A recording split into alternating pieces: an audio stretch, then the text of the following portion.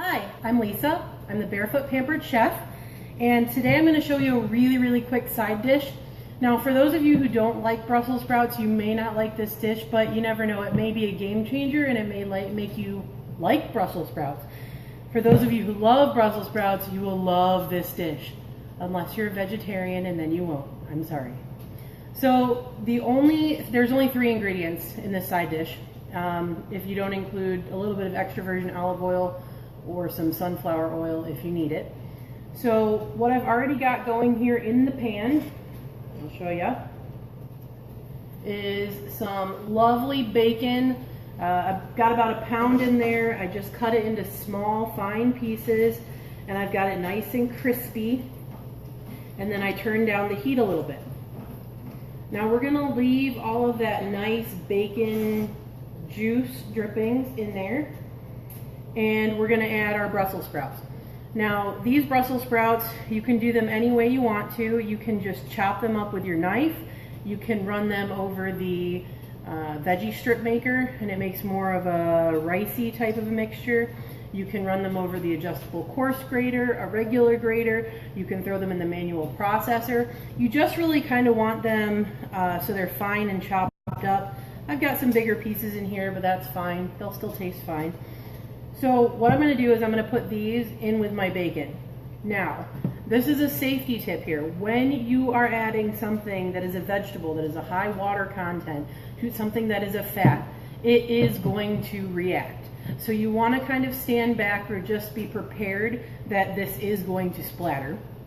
So what I'm going to do is I'm going to add a little bit at a time here, and you'll hear the splatter. Or maybe not, I haven't turned down enough.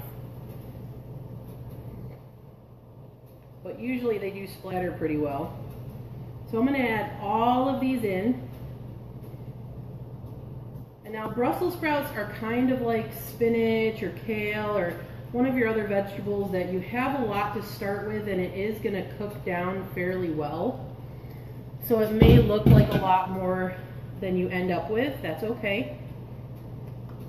And what I want to do with these is I just want to mix them with that bacon and that grease, and that will actually help them saute and cook.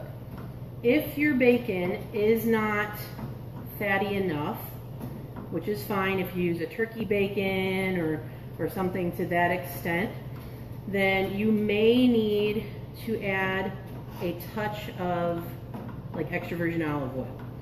What you'll notice is when you mix it around, there should be a sheen. I don't know if you can see this, but we've got a pretty good sheen going on here.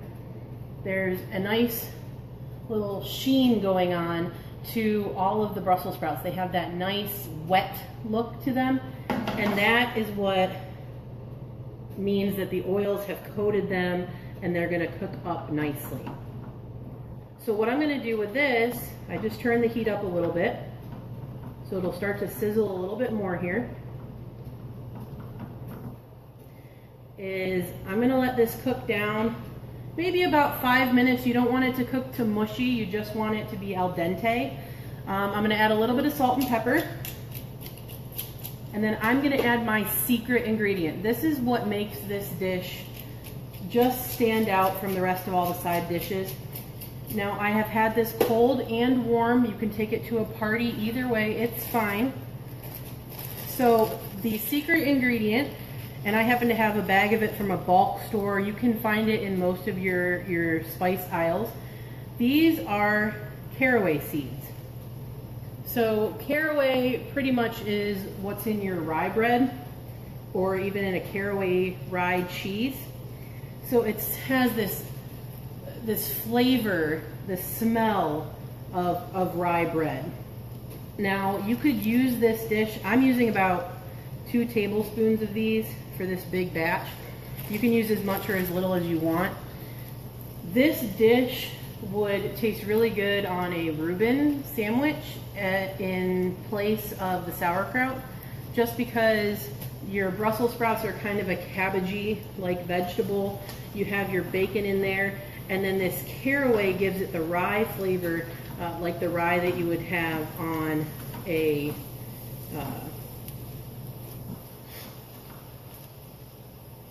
sandwich, like a corned beef kind of a Reuben melt.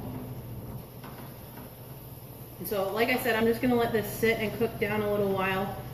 So in about 5 minutes, I'll have this really nice, bright side dish that I can serve with just about anything. So I'll let you take another quick look there. So that's what it's looking like, and it's starting to cook down. You'll notice that it doesn't look like it's mounded as much as it was.